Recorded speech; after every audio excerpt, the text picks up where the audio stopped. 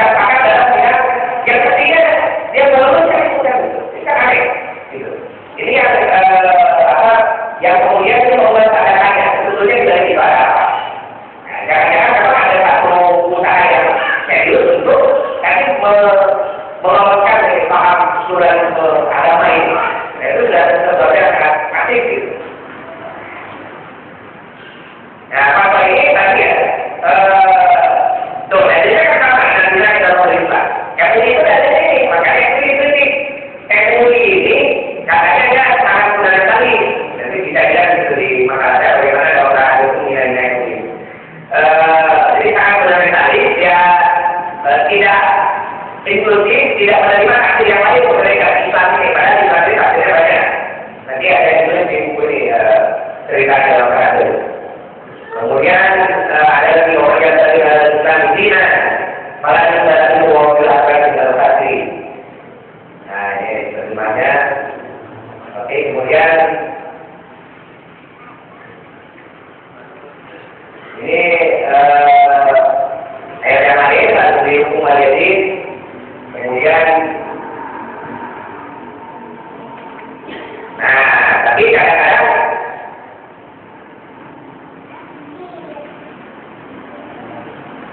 yang begini MUI ini menggunakan hadis ini ada hadis. Hadis ini nanti oleh orang juga hadis kata ini. Ini katanya hadis itu kan sudah ada di bawah Quran. Kalau hadis itu sudah ada di bawah Quran, apabila kelihatannya hadis dan Quran itu bertentangan, maka harus hadis itu dianggap sebagai hadis sahih. Jadi gimana akan itu? Tapi sekali itu ada riwayat Muslim gitu. Ini riwayat Muslim. Riwayat Muslim kan hadis sahih. Sekarang ada sahih, tetapi kedalamatan hadis semacam ini bertentangan dengan prinsip dasar. Tidak ada binaan atau tidak sebenarnya gitu. Kalau itu juga nanti ayat itu kan bisa kita perjelaskan bahwa ayat itu sebetulnya bukan ayat yang berkenaan dengan pluralisme tadi. Nah, tadi kita sudah jelaskan mengapa sampai terbit fatwa itu dan yang kita membahas karena memang munculnya pemahaman mengenai pluralisme ini membuat kita itu menjadi ragu. Sebetulnya apa Islam itu benar apa enggak? Jangan-jangan nanti yang seperti ini. Nah ini saya dikatakan sendiri. Dan kalau ini dikatakan sendiri kan seperti sekarang ini kecenderungan aliran-aliran semacam ini kan dia akan membentuk percaya keyakinannya sendiri-sendiri, tapi tidak ada aliran sempahan gitu. Jadi kita ini ada aliran kemudian dan kemudian ada macam-macam lah gitu. Di Amerika boleh kayak gini. Nah, terus ini buku mengenai pluralisme ini luar biasa dan sekali. Ada suatu inklusi di ini yang pertama kali memutuskan pandangan mengenai Islam dengan insan dan Islam dengan kecil. Jadi kalau Islam dengan kecil itu berarti Islam sebagai agama, kalau Islam dalam insan berarti itu adalah agama yang besar yang dikasih Islam agama yang lain juga. Nah ini contoh misalnya kutipan dari Nulis Nabi mengenai yang paling awal yang mempromosikan mengenai pluralisme agama. Semua agama dalam inti yang paling dalam adalah sama. Nah ini yang disebut dengan pluralisme itu. Jadi bukan dianggap karena prakteknya atau penulisan bukan tidak.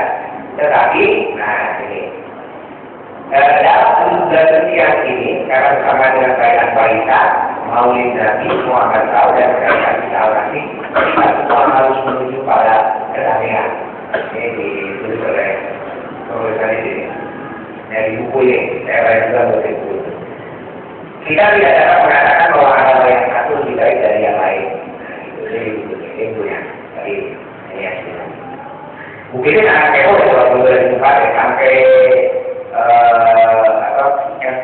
yang kedua bagi budaya di Indonesia berdasarkan buku khusus untuk pembahasan kemanusiaan yang ada di sini.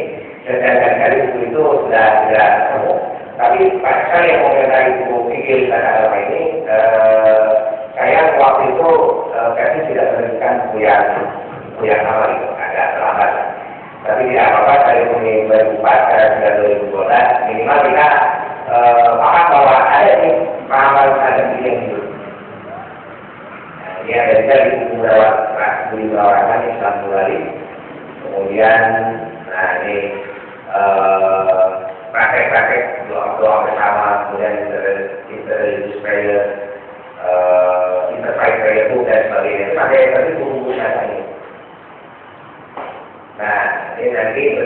dengan fenomena nikah agama.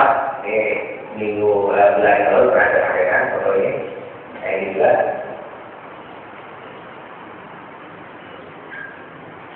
Pernikahan antara agama.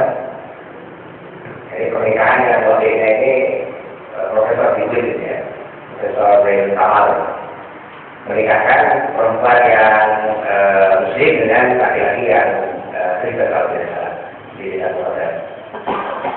Nah ini ahlinya ini. Aslinya paham mengenai pelajaran agama itu dari Islamic dan Nasr. All religions are equally true and valid. Semua agama itu equally sama saja true and valid, sama-sama benar dan sama-sama sahih. Kemudian tidak salah. Kemudian ada juga teori Nasr. I think all of the religions are true. Nah, teori Nasr ini pemikir yang sangat digandrungi oleh beberapa pemikir Indonesia seperti beberapa aktivis Indonesia seperti Haidar Lahir misalnya pandangan-pandangan yang sangat dipengaruhi oleh Hussein Nasr. Jadi orang ingat ya, Hussein Nasr yang pindah ke Amerika.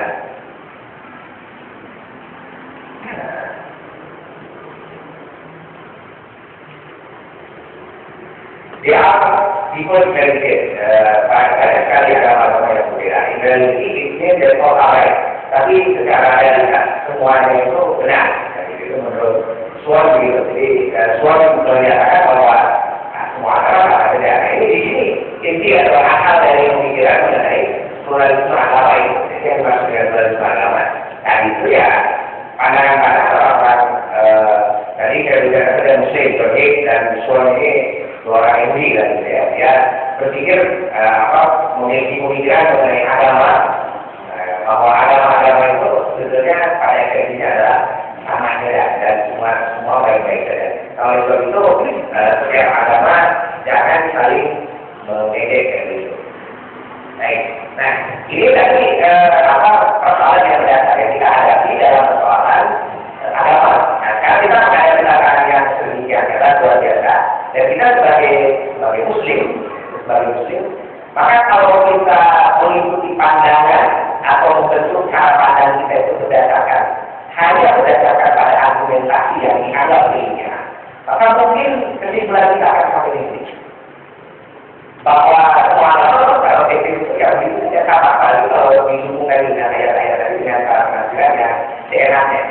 Jadi cara penafsiran seperti itu akan diperkuat, makanya nanti akan saling mengokohkan, akan diperkuat dengan argumentasi hermeneutik dan kita akan membahas satu bagian mengenai aturan dan hermeneutika. Nah, hermeneutika ini dianggap sebagai metode yang pas untuk menafsirkan Al-Quran supaya sesuai dengan keadaan zaman sekarang. Nah, dengan metode itu kemudian lahirlah pandangan-pandangan pluralis semacam ini, pandangan-pandangan yang menyatakan bahwa setiap agama itu sama saja, true and valid gitu. Kita sebagai orang Muslim, maka yang harus menjadi patokan kita, yang harus menjadi titik pijak kita untuk menghadapi masalah-masalah semacam itu tidak ada lain kecuali kita mengembalikan cara berpikirnya. Kalau cara berpikirnya dibelarkan semacam itu, dibebaskan berpikir dengan cara-cara yang tanpa ada doa, tanpa ada aturan, tanpa ada kaidah yang benar secara Islam, maka itu sebenarnya begini. Nah, oleh sebab itu kita harus kembali dulu kepada titik pandang kita, titik berdiri kita dari mana itu sebagai orang Muslim. Nah, disinilah pentingnya Islamic worldview. Islamic worldview itu cara pandang kita sebagai orang Muslim.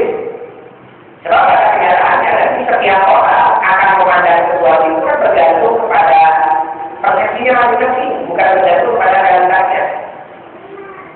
Realitasnya atau agama itu hanya memang begitu, tetapi karena cara pandangnya berbeda, maka kesimpulannya berbeda. Itu sama seperti ada orang yang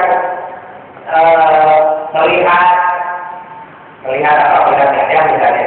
Gajah itu apakah lebar atau tinggi atau dia berada yang panjang dan sebagainya, itu kan tergantung melihatnya dari perspektif yang mana. Kalau kita melihatnya dari satu sudut, jadi kita dari sudut A, misalnya kita melihat sesuatu ini, kita bisa menyimpulkan bahwa ini tinggi misalnya. Tetapi kalau dari sudut yang lain kita bisa lihat sebagai hebat atau definisi yang lain. Jadi setiap orang itu ketika dia melihat satu realitas, ketika dia melihat satu fenomena, maka dia akan melihatnya dari sudut pandangnya masing-masing. Nah, orang yang melihat dari sudut pandang seorang muslim atau dari sudut pandang Islam itu, maka dia akan melihat segala sesuatu dan akan meletakkan segala sesuatu. Mula-mula dari pandangan sebagai seorang muslim. Nah, pertanyaannya kemudian, pandangan orang muslim itu dibuatnya oleh siapa? Kemudian bagaimana aturannya dan siapa yang membuat aturan itu? Itulah yang kemudian di dalam tradisi Islam dilembagakan atau ditradisikan dalam tradisi para ulama itu. Makanya nanti di dalam Islam, kalau kita ingin tahu bagaimana cara pandang orang muslim, karena dia tidak ada, ini ada orang muslim lain.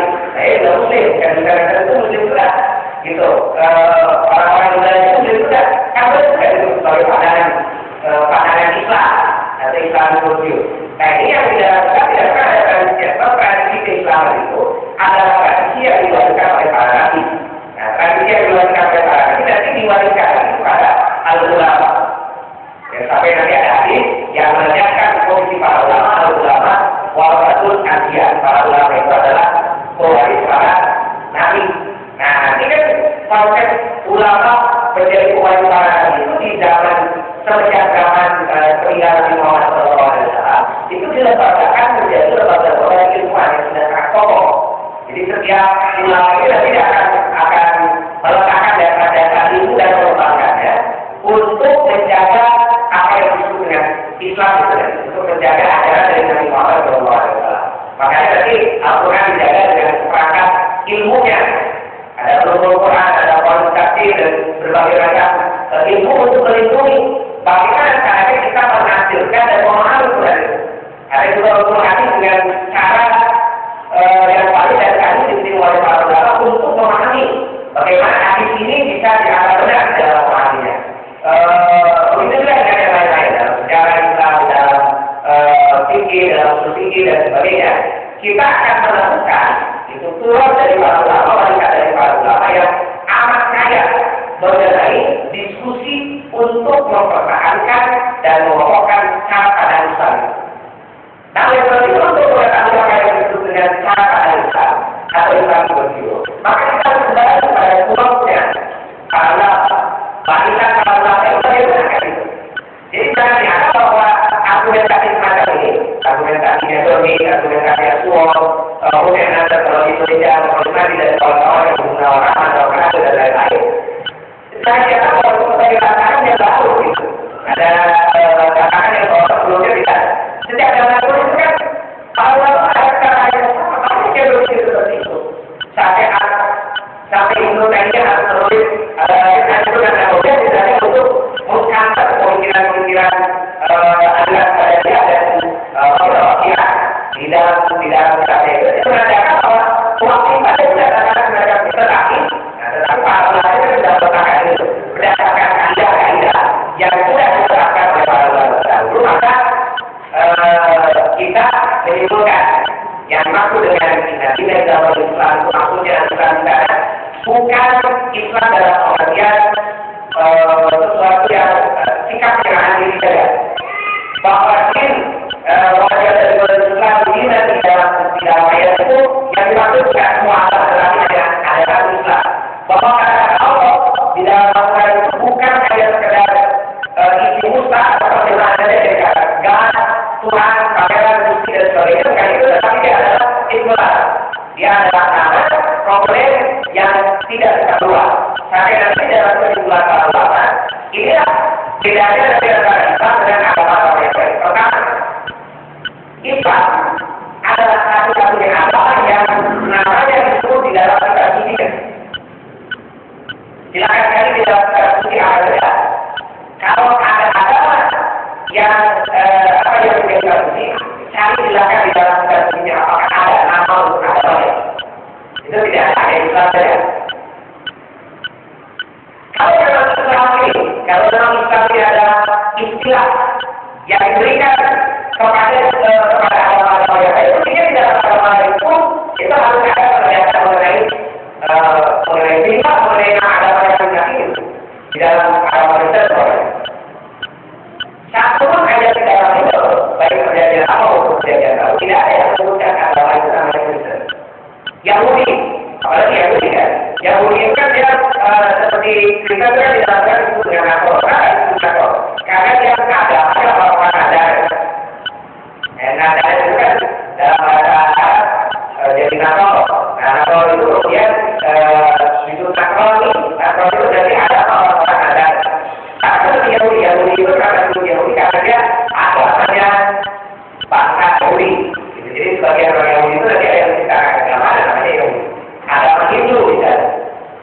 Justru itu bukan nama agama, karena ini kan adalah nama satu anak keluar dari India, dalam bahasa Suhid, dalam bahasa aslinya juga Hind juga.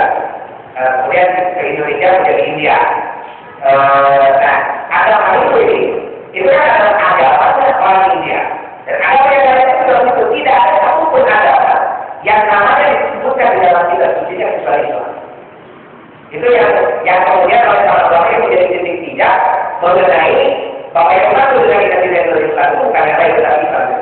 Terus yang kedua, tidak ada satupun nama agama yang menyebutkan nama Tuhannya secara pasti kecuali Islam. Jadi hanya Islam yang punya nama Tuhan adalah Allah. Kemudian kalau yang lainnya ada Allah, ada Allah dan sebagainya disebut dengan Asmaul Husna. Itu kan bukan komponen, tetapi dia adalah nama yang diambil dari sifat-sifatnya. Sifat Allah seorang, sifat orang ini, kemudian juga sifat Allah yang lain yang kita sebut sebagai Asmaul Husna ini, itu bukan komponennya. Komponennya itu Allah, tapi disebutkan ribuan kali di dalam Al-Quran. Allah itu penelitian para ahli bahasa. Kalau dia berada dari akilah orang jauh, alimat dan sebagainya, makanya hampir jumur sama penimbulan dari sisi bahasa karena Allah itu adalah isi dari dia adalah nama yang diberikan oleh Allah sendiri mengenai dirinya. Jadi tidak ada satupun agama yang diperkenalkan mengenai siapa Tuhan kecuali Allah. Makanya dalam Quran siapapun yang namanya Allah tidak pernah ada kalimat. Sebabnya kalau di Sunnah itu Allah itu bagaimana? Tidak ada kan Allah saja. Di Jawa juga begitu, di Inggris begitu, di Amerika itu bukan terjemahan dari Allah. Di mana-mana Allah dia tetap Allah karena nama diri ya, prototipe. Kalau tidak ada, dan itu tidak pernah jadi apa? Tidak pernah jadi nenek kan ada gitu. Kalau nenek nanti sudah nenek kan. Ya dalam teknik darah juga dalam bahasa juga di dalam bahasa juga ada dalam bahasa Allah ini namanya tidak suka. Seperti nama Muhammad di dalam bahasa Arab saja karena tidak disebutnya begitu. Namanya Muhammad. Itu problem. Berarti gitu ya. Allah ketika dia menyebut Allah di dalam Al-Quran, ya namanya itu Allah. Bukan terjemahan dari dia. Nah makanya ketika menyebut Inna Dina Inna Islam, agama yang memiliki Allah dalam Islam, Allah dan Islam itu adalah komponen berbeda. Jadi Al-Islam itu bukan hanya sekedar terjemahan dari kata aswara, sebab itu nanti diberi Al-Islam. Kalau kita hanya terjemahan ini, kenapa harus pakai Al-Islam? Pakai Al-Islam Al-Nabi. Nah, karena dia menggunakan Al-Islam Al-Nabi, maka ini pasti ada yang ditunjuk. Bukan hanya sekedar Islam menjelaskan ini. Kalau menjelaskan ini, ya harus kita pakai Al-Islam. Menggunakan sehingga kategori nanti ada bahasa dan sebagainya sehingga nama Islam itu kita adalah nama agama yang diturunkan Allah. Makanya sejak Nabi Adam sampai Nabi Muhammad SAW ada yang diturunkan Allah namanya tidak pernah berubah. Satu saja, hanya Islam. Kita akan nanti di pertemuan berikutnya kalau nanti ada bagian membahas mengenai masalah ini. Nah, jadi tidak ada agama yang lain selain Islam yang diturunkan oleh Allah SWT. Dan Allah itu adalah nama ini dan hanya di dalam Al-Quran lah kita menemukan Tuhan memperkenalkan dirinya. Jadi agama yang lain itu apa yang diperkenalkan? Namanya siapa? Tuhannya itu ada apa namanya? Nama agama yang lain tidak pernah ada. Dan ini menunjukkan bahwa kata hati, kata Islam dan Allah SWT itu adalah sesuatu yang sudah pasti. Sudah tidak bisa keluar lagi dan tidak bisa dianggap sebagai mustah atau diambil dan sebagai terjemahan dari kata-kata yang lain. Nah, itu yang pertama. Yang kedua, esensi dari beragama yang disebut dengan Islam itu bukan hanya sekedar penyerahan diri. Karena kalau yang soal penyerahan diri itu atau submission, penyerahan diri kepada Tuhan dan kemudian keimanan, itu setiap agama juga sebenarnya sama gitu. Tidak ada agama yang tidak berdasarkan keimanan. Orang Kristen itu dia pasti akan menyebut soal iman. Orang Yahudi juga begitu, orang Kristen soal iman. Orang Hindu juga kan dengan bahasa yang berbeda. Pasti mereka akan mendahulukan bahwa dalam agama itu dasarnya soal iman. Makanya keimanan itu bukan hanya milik umat Islam saja. Setiap orang itu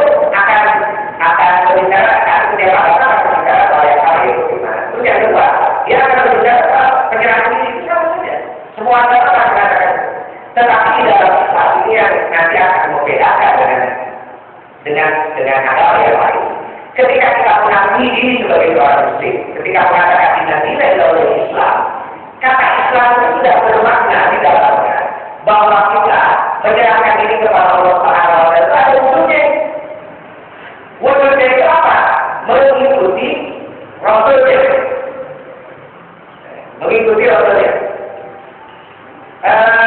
Kami dalam Al-Quran disebutkan siapa yang mencintai Allah Subhanahu wa taala maka pasti mukmin yujib kumul. Siapa yang mencintai Allah Subhanahu wa taala maka ini kata Allah mengabadikan kata Allah maka aku ikutilah aku yujib kumul maka Allah akan mencintai kalian. Nah itu ada kata-kata mukmin. Maka di dalam Islam konsep berserah diri pada Tuhan kita tidak bisa sembarangan, tidak bisa semau-maunya. Pokoknya kalau berserah diri, sudah kita akan berserah diri, mau caranya bagaimana tidak penting. Makanya nanti di dalam Islam itu tidak cukup hanya dengan Quran, tetapi juga harus dengan Sunnah Rasulullah SAW. Karena itu Rasulullah ketika dia mewariskan kepada umatnya dua hal, maka yang diwariskan yang pertama adalah kitab Allah. Ini tahu ini mengamalkan dan dua ayat kita aku ini masih tahu Allah Rasulullah Nabi. Aku mewariskan kalian sesuatu yang kalau dipegang kepada kalian tidak akan sesat selamanya. Berarti memegang dua hal ini adalah sesuatu yang tidak bisa dipisahkan. Pertama tidak boleh salah. Yang kedua adalah sunnah dari Rasulullah SAW. Nah kita punya uswah di dalam menjalankan kepaksaan diri kita kepada Allah Subhanahu wa taala.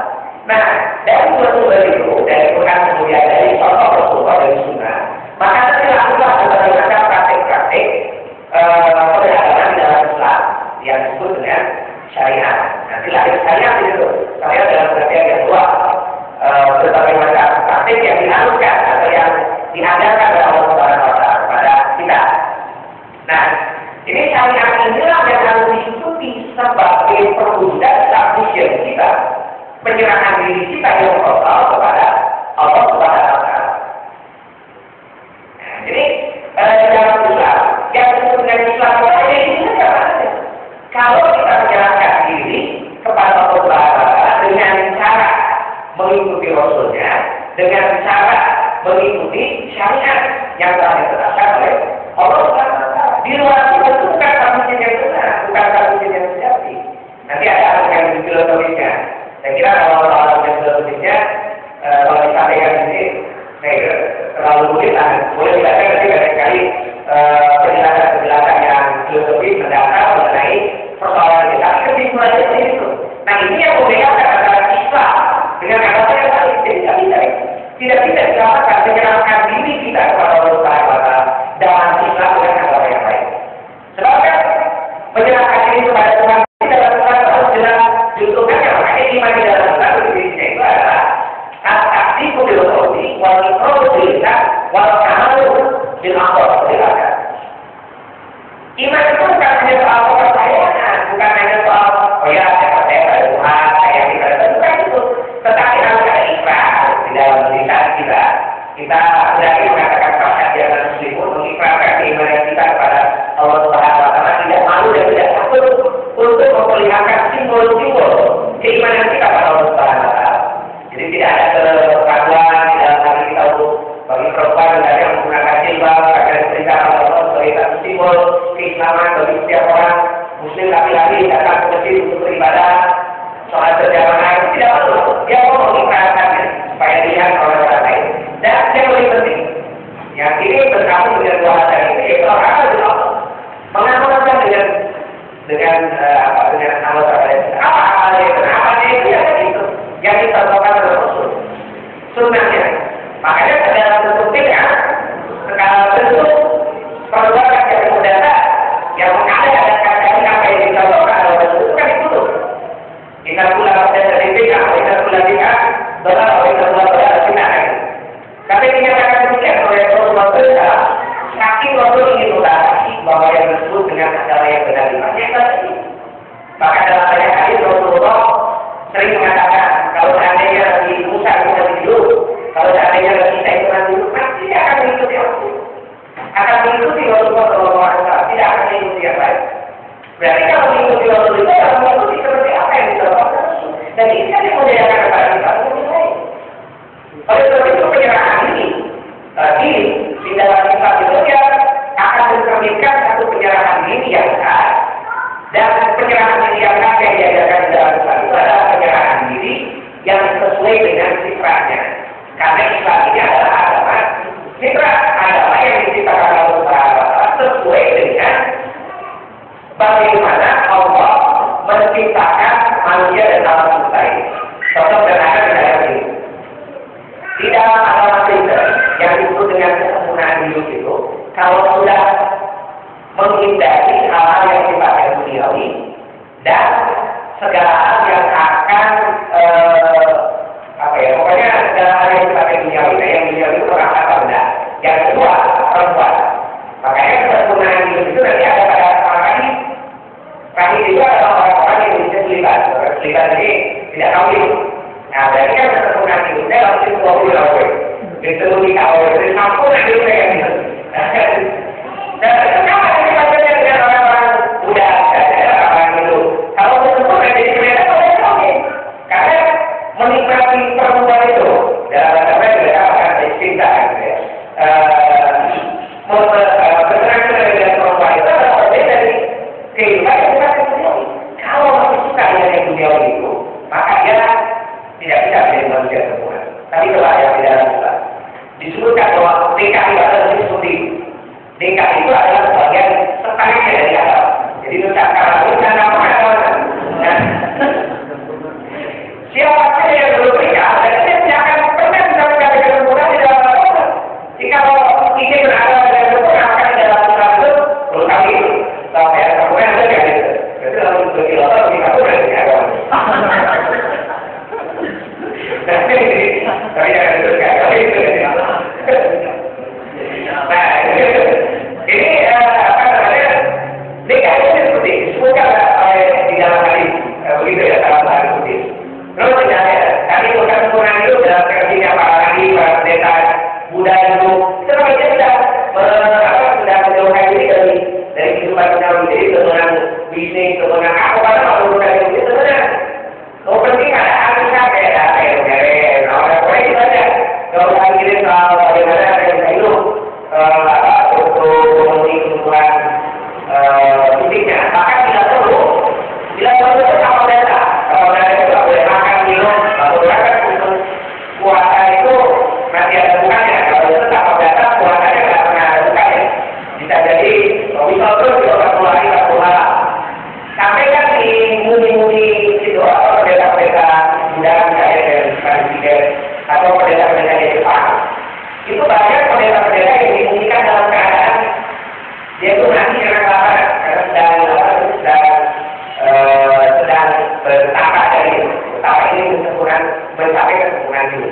Tapi coba lihat ke dalam bagaimana konsep mengenai kesempurnaan itu. Contoh ya, ada satu hadis disebutkan kata itu seluruh kami ma'anabiyin wasiddiqin waswada. Seorang pedagang yang absolut al-nabi, yang jujur dan amanah, ma'anabiyin, derajatnya sama dengan para nabi, wasiddiqin dengan para siddiqin waswada dan para syuhada. Luar biasa itu.